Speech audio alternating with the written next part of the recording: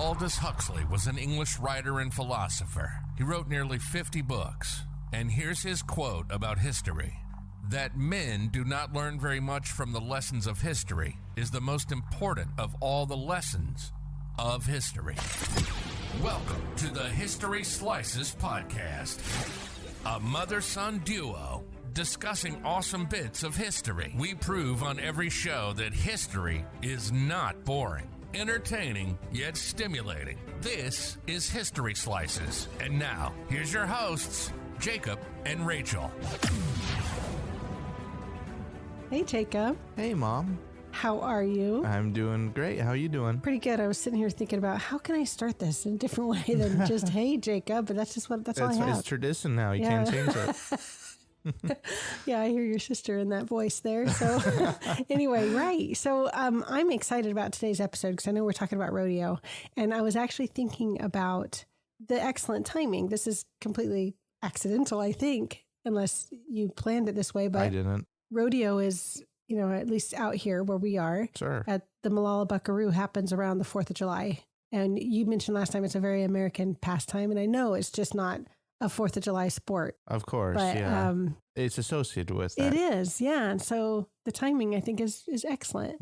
So, yeah, I'm excited to learn more about the rodeo. Awesome. Yeah, I'm excited to talk about it. So a rodeo, for those of you who don't know, it's basically a public event, typically runs from spring to fall. It's kind of a sport / performance kind of get together, I guess.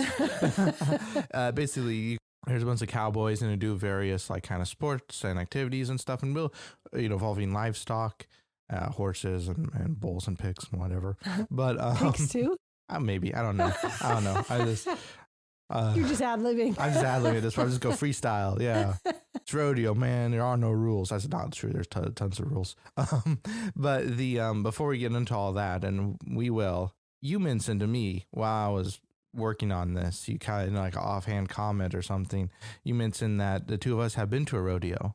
Mm-hmm. Now, I have no memories of that. I don't know if that was just because I was too young or I just blocked it out or whatever. It's really funny. What's your experience with rodeos? Well, it's funny that I remember that conversation that we were having, and I was so surprised kind of at that moment. I was like, wait, he doesn't remember the rodeo? That's so weird. All these experiences we try to give you as children growing up. It's like, yeah, we went to the rodeo. And then I was reflecting again on that. I don't know why that conversation stuck in my head, but I was thinking back on it again, and I thought, how much of the rodeo did we actually see? Because we used to go for the fireworks on 4th of July. Right. So and I remember fireworks. Okay, so we probably went toward the end of, we really didn't go watch the rodeo, which I assume takes place over days. And, it's a drawn out competition. Big event. Yeah. And we would just go for the fireworks. So maybe there wasn't a lot of rodeo that we actually saw, and it was just about the fireworks. So that would explain that. Yeah. No, I think that is a pretty good assessment. That's of the what word. really That's happened. The word I was looking for. Yeah, yes. It goes into like, why am I blanking? What's going on? It's weird, like what you remember, what you think happened. I mean, it's always different. But anyway, we're getting really far away. We are. I'm going to talk a bit about the kind of where this came from, kind of some of the history of it, and then we'll get into like the nitty gritty, what actually goes on a rodeo, because it's quite interesting. Cool. And people have opinions about it, but we'll get to that. So a lot of this came from cattle ranching, specifically vaquero. Is that how you say that? Vaquero. It's fine. It's good. It's a horse-mounted livestock herder tradition theme from Mexico. Yeah, like I thought a vaquero was a cowboy, sort of like the horseman or whatever. Sorry, horseman. Or no, that's interesting. Sorry, vaca means cow, so a vaquero is somebody who deals with cows. Yeah. Well, it's basically I guess that's a cowboy. That Sorry.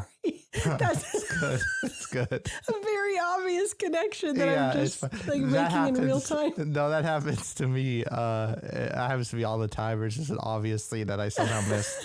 Well, it's funny because when I think of cowboys, I think of horses. I don't think of cows. Yeah. No, Sorry. I know. It's a weird English thing. That's weird. Well, basically, it's a horse rider tradition thing from Mexico. Okay. And that kind of over time evolved into the cowboys we know and love today. Okay. So in the 1820s to 1830s, they had proto rodeos, like not quite what we would call rodeos, but they were like the predecessor to those, and they were very informal, small events. Just kind of like, oh geez, I'll say something stereotypical, and I don't want to do that. But like, hey, like let's get the get the horse and do run around a barrel or whatever. It's like just having fun, kind of, and kind of showing off and all that. And I'm sure there's probably some betting or whatever going on after the Civil War, because the Civil War put like a pause on a lot of stuff. Yeah. A couple of things do that. It got picked up a bit, got a little more popular. And by 1872, the first rodeo competition is held in Cheyenne, Wyoming, which, by the way, Wyoming is like a hotbed for rodeo stuff. Colorado, Wyoming, that area of the country, they love it there. Texas as well, but that's a little. So the first professional rodeo, like with proper papers and stuff on it, was held in Prescott, Arizona in 1888, which is interesting. And the popularity just grew and grew from like 1890 to 1910. This is where Buffalo Bill and Annie Oakley kind of showed up and were doing their thing. Which, for those of you who don't know who those people are, Buffalo Bill, which isn't his real name, of course, also unrelated to the serial killer from Silence of the Lambs. That's where he took the name, but there's no relation beyond that. His real name is William Frederick Cody. He was a bison hunter. He was a showman from Iowa. I think he also fought in the Civil War, but a lot of people did at that time. Also, I should say, he was from Iowa back when that was a territory, not a state. Wow. So just to put that into kind of bigger context. Yeah, that's good. Later on in life, after like the Civil War and all that stuff, he became a famous cowboy performer. He even had like a show called Buffalo Bill's Wild West. And as for Annie Oakley, she lived from 1860 to 1926. I actually saw a picture of her in the 20s. She looks very good for a 60-year-old woman. Wow. But she was a sharpshooter, and she starred in Buffalo Bill's show, and also pretty famous. What a really interesting time to be alive, it seems like. Yeah. And living in the out west. Yeah. Kind of rough and tumble. Yeah. Totally. I wouldn't want to live there, but just because I like indoor heating and internet too much. Yeah, but by the 1970s is when we kick out rodeos like as we know them now. Did you say by the 1970s? Yeah. Oh wow, it took a long time for it to morph, materialize. Yeah, and that's kind of like when you look at rodeos now, that's kind of like when that kind of solidified. Okay. So like the modern rodeos started in the 70s? Yeah, around. Obviously, a lot of these were closed last year. A lot of rodeos, because there's a bunch. They were closed last year due to COVID, but are in the process of opening up either now or in soonest in the future, just because we're coming out of it. We would be in the thick of the season now if it's from spring to fall. Yeah. Cool. So that's fine. I want to take a moment to talk about rodeo clowns, because that's a thing. Okay. And they're a little different than circus clowns. I think everyone here knows who a clown is. I don't have to explain that. But originally they were quote unquote bullfighters, which is not the bullfighters we talked about. It's the same term, but it's a different thing. Yeah. Basically, in rodeos, the bullfighters were people who would protect bull riders after they got thrown from the bull. So they would be like, hey, look at me, try to like get the bull they have to be fast runners. Yeah, to basically divert their attention from that and all that. They're also like the entertainers for the crowds, so it was like the same role.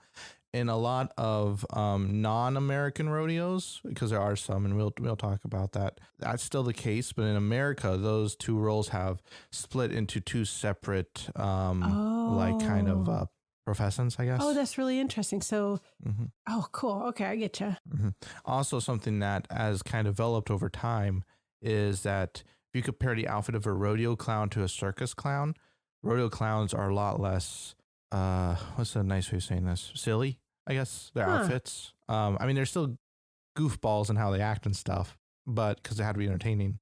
But if you look at a circus clown and he's in like a big poofy white shirt with polka dots on it, or whatever, rodeo clowns tend to just be in like, overalls with a cowboy hat, or, just look like guys, but they have the face paint on. Oh, which is really strange looking. But Yeah. So it's just kind of a different take on it, I guess. I could see where it would be hard to like have clown shoes on in the rodeo arena. Yeah.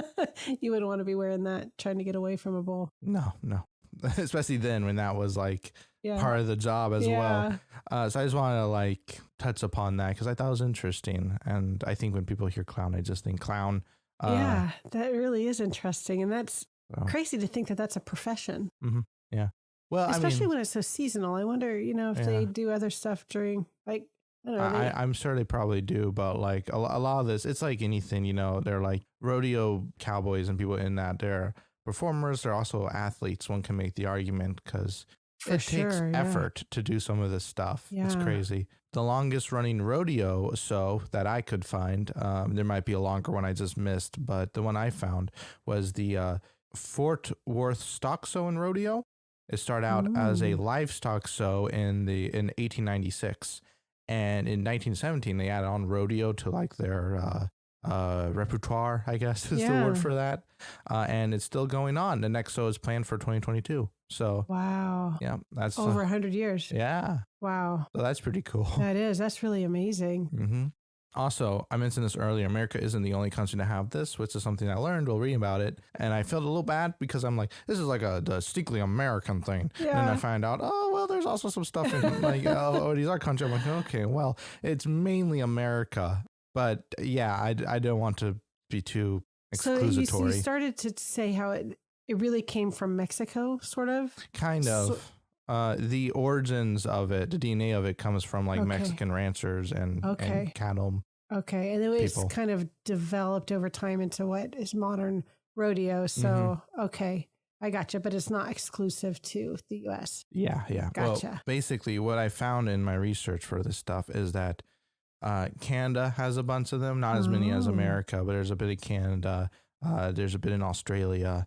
There's a few in Brazil and Mexico, which is interesting. Like it's not, I think it is a thing in Mexico, but it's not to the extent of America. And I don't know if that's like a population thing or what, but it's interesting. I also found at least one in the Philippines, which is interesting. Oh, see, that is interesting. Wow. Because that's not the, I've never been there, but from what I know, the Philippines, that's not terrain I would associate with that. Yeah, me either. And I don't know the Philippines well either, but it seems way too hot. Yeah, it's a bit more removed. Yeah, totally. So I wonder if any of our listeners have ever seen a rodeo outside of the United States. That would be really cool to hear your take on it, to see what the experience was. So yeah, send us a Facebook comment or something. That'd be cool. America, by and large, has the most of them. Of the ones I found and looked at, because I looked at some lists. There's at least 95 major rodeos I found, like spread out across like a bunch of different states and stuff. Wow. So each year, about 95 or so, give or take, happen within that season. Now, I know something about a rodeo circuit or a rodeo. I don't know. I think it seems like I heard, my understanding, rough understanding, is that the cowboys or the athletes or the participants, whatever you want to call them, the vaqueros, they travel throughout like a circuit competing. I believe so. Yeah, something like that. I think it might be done different ways in different places. Okay. But yeah, I think it is kind of just like different events and what's the word for it? Rodeos, I guess. Different rodeos you'd go to and sell off your stuff. I'm sure it's more complicated and official than all that, but from my understanding, that's kind of how it's coming off. Yeah. I want to talk a little bit about the events that go on in there because I think some of them are pretty interesting and some of them are kind of like, why would you do that? But sure. Not judging. I'm just saying it's like, okay. Wouldn't think of that, but I guess that's why I'm not a cowboy. So one of the ones I looked at is called team roping, which I don't know if you know about any of these. Team roping. Yeah. This event involves a steer, which is a castrated bull, and there's two cowboys on horses, and they have some rope. And what it is that one of the cowboys is the quote unquote herder, and he ropes the steer's horns, sometimes the neck. Usually it's the horns, just to try not to hurt the animal, And the other one is the healer, not healer as in Healer, healer as in Heeler. Okay. Like behind the person. Yeah. It's confusing because it's pronounced the same in English, but Yeah. you know. It's not the person who makes somebody else better. Yeah, it's a person following someone else. And he ropes the bull's hind feet after the header turns the bull. It's a little complicated to describe. Basically, one is leading the bull around and the other is trying to tie up his legs while that's happening. Wow. And the bulls will also have wrappings around their horns to protect their horns from rope burns. Oh. That's nice. Yeah. I wouldn't have thought about that. It seems like horns are pretty durable. I think they are, but I think it's also something that does happen. Right, you know? right.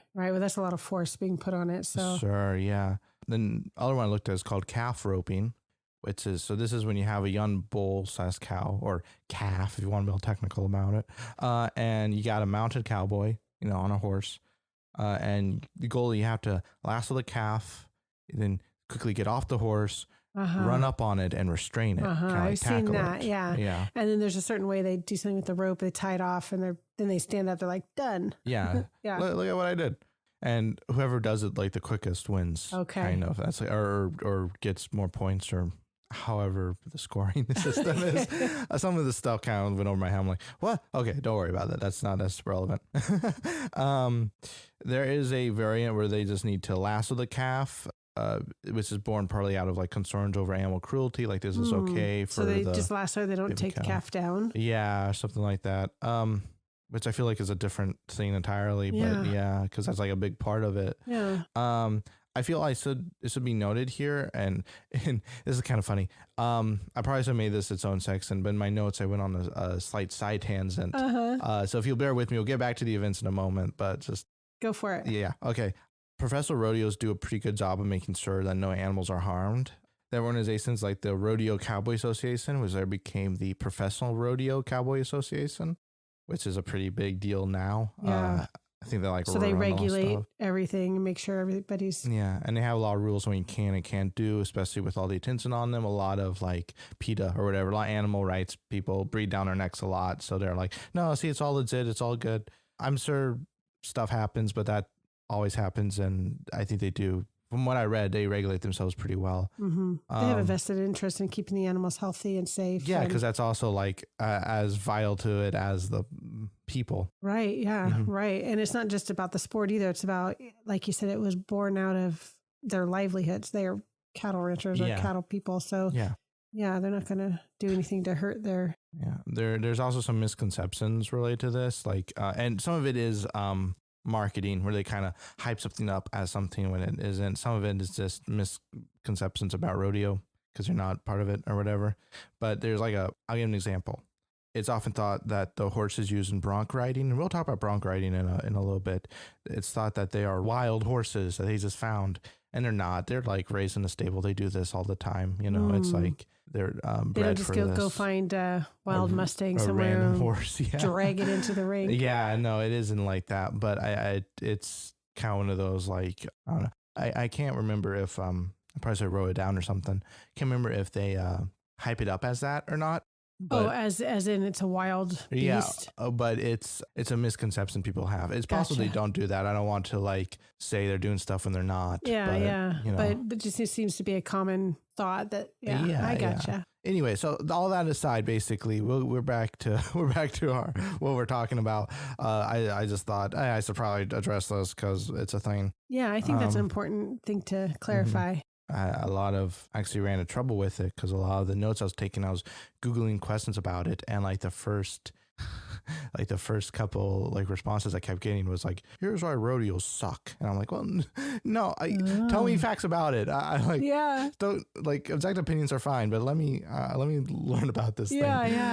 Anyway, so another event, put that all aside. Sorry, I was a little scatterbrained. Another event is barrel racing, which when I first heard that name, I'm like, oh, because I'm thinking of like The Hobbit or whatever. I'm like, they're racing barrels. Awesome. I'm here for it. It's not that. I was disappointed. No, I actually have seen barrel racing, right? So they race a long distance, and they turn around at the end around a barrel, and then they go back and they go around the barrel again. Yeah, they basically... It's all about control and speed. Yeah, they're basically the horseback riders run an obstacle course where the obstacles are barrels, basically. And they have like, it's pretty simple, straightforward, but I think there's it's a little more complicated than that because they have specific routes and stuff, and there's like some math involved. And at that point, I'm like, okay, I get the gist of it. It's fine. There's some math involved. And yeah, I saw like a graph of numbers. I'm like, I'm good. I got it. Yep, racing around barrels. Gotcha. Bull riding, which is arguably like the most famous thing you see at rodeos. Yeah. It's basically what it sounds like. You got a cowboy has to ride on a bucking bull one-handed for at least like 8 seconds or so. It's actually very dangerous. I think there's even a movie called 8 Seconds. There was, and I mentioned in my notes. We'll talk about that. Oh, interesting. Yeah, I know. I can't imagine.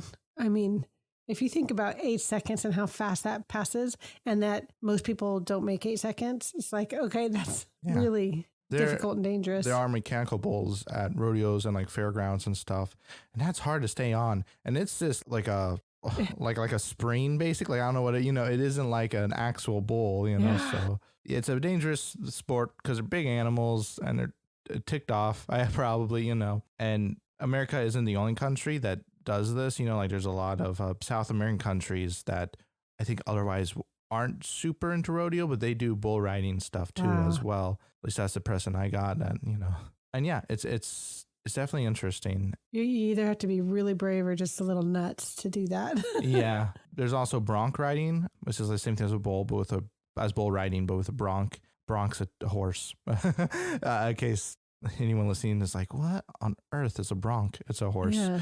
Sometimes there's a saddle. Sometimes there isn't. It's a whole thing. There's also steer wrestling, and this one was started by a cowboy named Bill Pickett. It's also like the only rodeo event I can find that's attributed to like one person. Oh, that's really interesting. Yeah.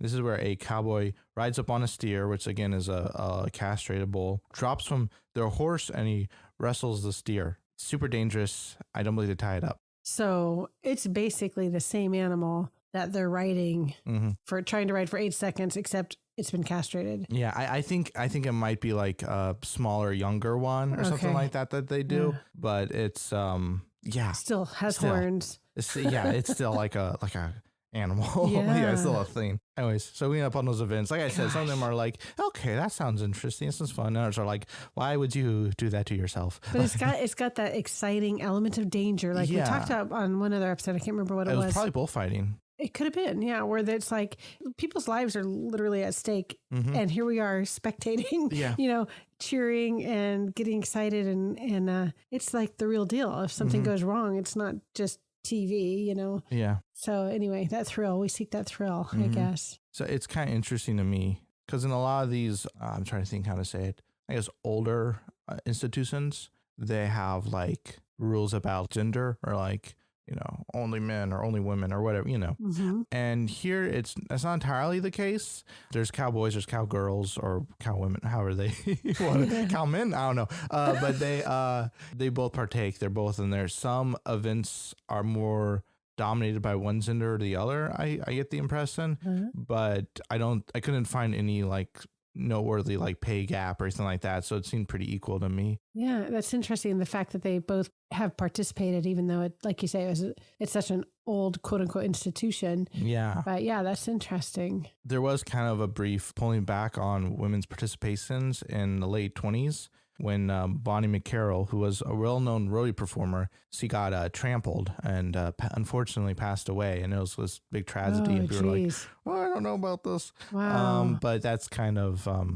that didn't stick, I guess, is what I'm trying to say. Gotcha. So, yeah. Oh, gosh. So I have some well-known individuals, which is interesting, people who are like famous performers, kind of like when we talked about bullfighting. I talked about some famous bullfighters. I think, did I see someplace there's a Hall of Fame? There is. Okay, kind of like football or something else. So cool. Yeah. And these are all like Hall of Fame inductees. Okay. So that's where I got these names. Oh, okay. Gotcha. Yeah. So we got, and not all of them, there's way more, but these are just like some of the well-known ones I found. Larry Mahan. He was born 1943. He's still living, though I believe he might be, he's retired now. And he's from Salem, Oregon, which is interesting. Oh, that's, not too far away from us. Yeah, so he won 43. So he's in his 70s. Something like that. Wow. Yeah. That's around retiring age.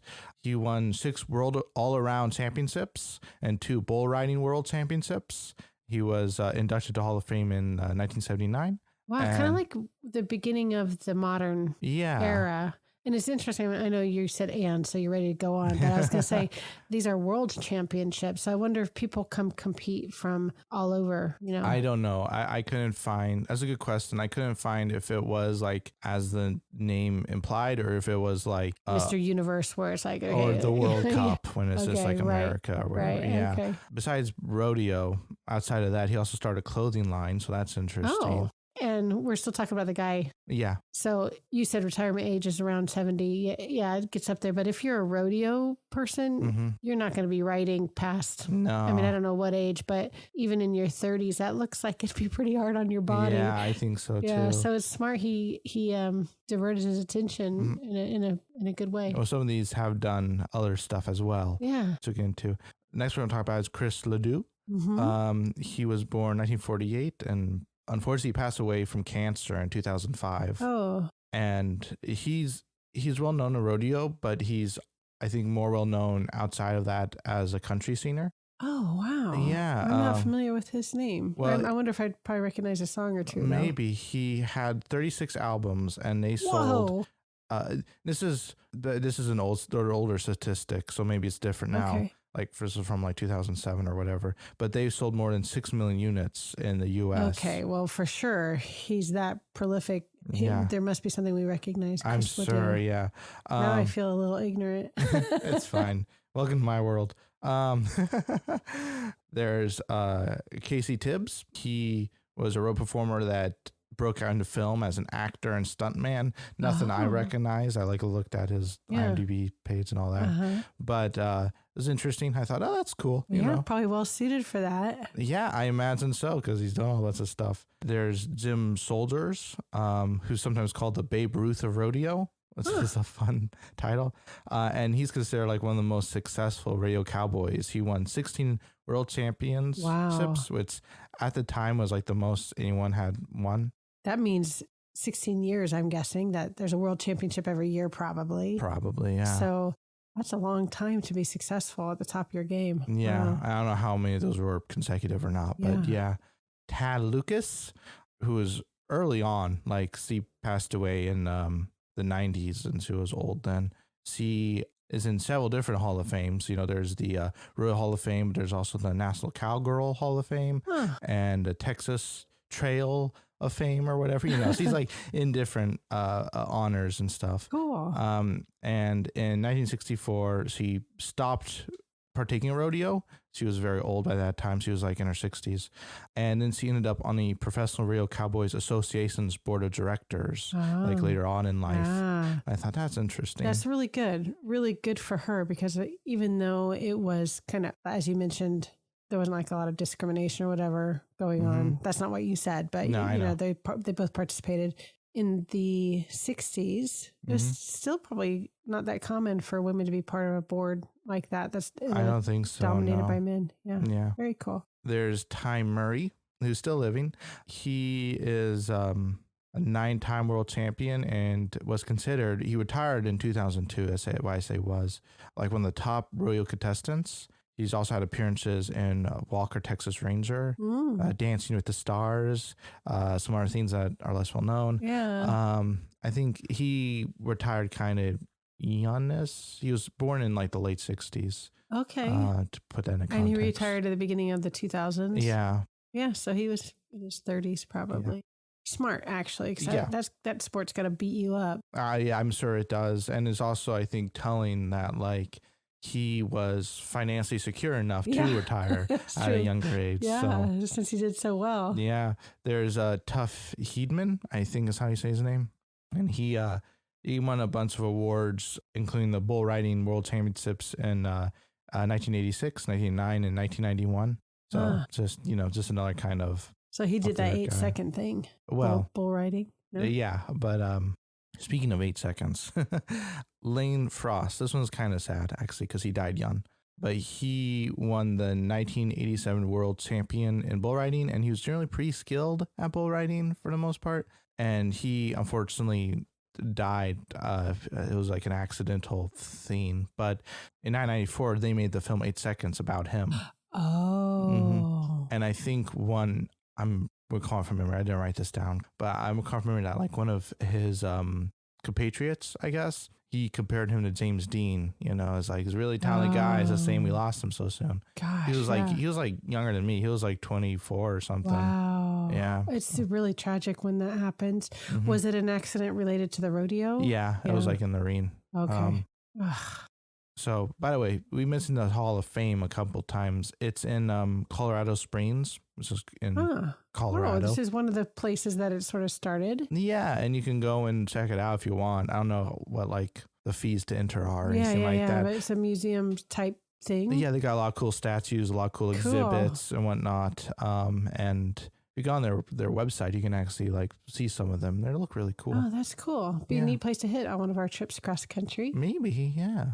I wanted to, this is kind of not weird necessarily, but it's kind of a different subject than I feel like we usually talk about. And I want to talk about it because I think it's really interesting and fascinating. Yeah. And I think I'm always interested in subcultures because that's what it is, really. It's its own like kind of culture. They have their own terminology for a lot of stuff and their own like, it truly is. way of doing things. It's easy. It's one of those things where if you go to a rodeo and you're not part of the in crowd, Mm-hmm. it feels a little foreign. Like you don't really understand everything. It's just very different. It just definitely has its own subculture. Mm-hmm. Yeah. And I thought it'd be not a lot of people know about it. Even people in the US who have gone to rodeos like or the me. Fireworks shows. Yeah, a lot of the fireworks shows.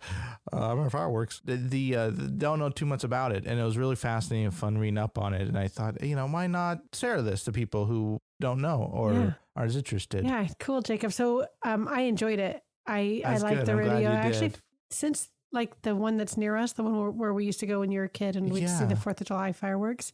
It's coming to town. I'm actually looking at it on my screen right now. The first week of July. So it'd be cool to go check that out. We might need to do that. It could be fun. Yeah. So what are we going to be talking about next time? Next time, we're going to be talking about a person. So we're talking about someone near and dear to my heart who I greatly admire. A lot of people do. We're talking about Fred Rogers, who Mr. Rogers' Neighborhood. If you don't know his Mr. name. Rogers' Neighborhood. So he's somebody that you admire, huh? Oh, absolutely. But yeah, we'll talk all about that next week. Yeah, that sounds good. I know there was a movie that came out about him. I haven't seen it. With Tom Hanks. Did you see it? No, but I saw the trailer. Yeah. It looked good. Yeah, cool. Okay. Nice job on Rodeo, Jacob. And you've expanded my view of what goes on there. So thank you for that. Listeners, we're so appreciative of you. Thank you for listening. And until next time. Bye. Confucius once said, "Study the past if you would define the future." You've been listening to the History Slices podcast with Jacob and Rachel. We hope you've gotten some useful information from the show. We hope we made you think, and we hope you were entertained. We know we had fun, and we'll be back soon. But in the meantime, hook up with us on Facebook at History Slices and on Instagram at History Slices Podcast. Make sure to like, rate, and review the show, and tell a friend about the show. That'll help us out too. One more quote before we go from Michael Crichton. If you don't know history, then you don't know anything. You are a leaf that doesn't know it's part of a tree. Till next time, this is History Slices, signing off.